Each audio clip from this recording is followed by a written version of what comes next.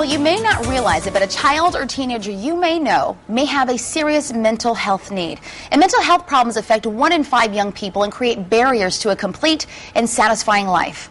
Well, May is National Mental Awareness Month, and this year's theme is celebrating mental well-being. And here to talk more about it is Patricia Baker, the president and CEO of Connecticut Health Foundation, and Martha Stone, the executive director for the Center for Children's Advocacy. Welcome to the both of you ladies. Thank you so much for being here. I appreciate it for inviting us. Absolutely. I want to start with you, if we can, and talk a little bit, Patricia, about the mission and the goal of the foundation. Well, the Connecticut Health Foundation's mission is to improve health outcomes for Connecticut residents. We can't be all things to all people, so we focused in 3 areas: oral health for children, eliminating racial and ethnic health disparities, and children's mental health, which is really a pressing issue that often isn't recognized, that because since 1 in 5 children, as you said, will be affected by a mental health issue in their lifetime. Wow. We have to recognize that's as common as asthma and many other chronic disease. It is time that we make sure the resources and the supports are there for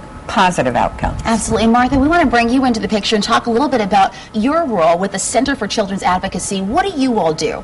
Well, the Center is a legal organization for poor children, and so we look at the systems that are set up to help children, the child welfare, the juvenile justice, the mental health and education systems, and we watch kids fall through the cracks of these different systems. And so what we're all about is to provide legal advocacy for the kids that are rubbing up against these systems and not getting the services that they need. And Martha, how did the two of you, your organization and the foundation, kind of link up together?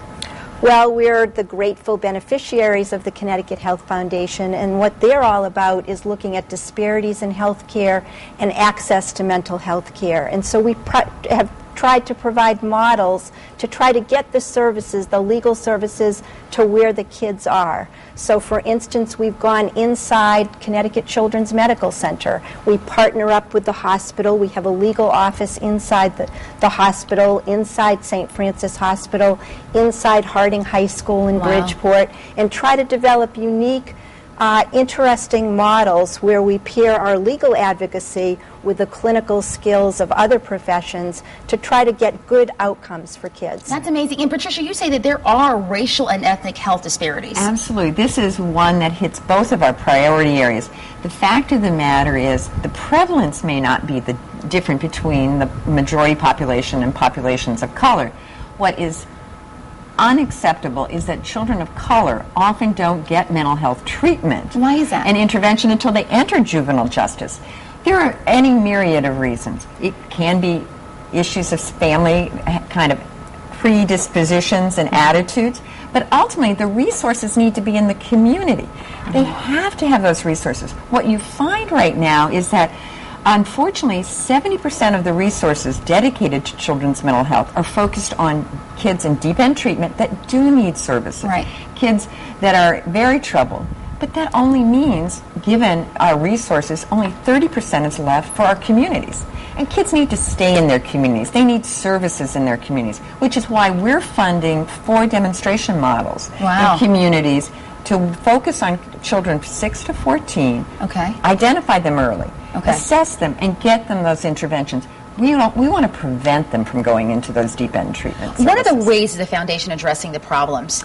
Well, as Martha said, we're very pleased to partner with the Center for Children's Advocacy. They're a grantee of ours. We are really investing our resources to make sure the best evidence, the best models, and advocacy and policy come to bear on this issue, because we can make a difference in kids' lives. We've seen, Martha and I have seen over the last 10 years a difference being made. It is time to dedicate ourselves for the next 10 years to really address this issue. To making a difference. And there are ways to have diversion, and the school system is a key example. If you can get early diversion services into the school systems, and that's really where a lot of the disparities happen, then you can make a difference for kids' lives. So Martha, tell us, what should parents know then? What's the message to them?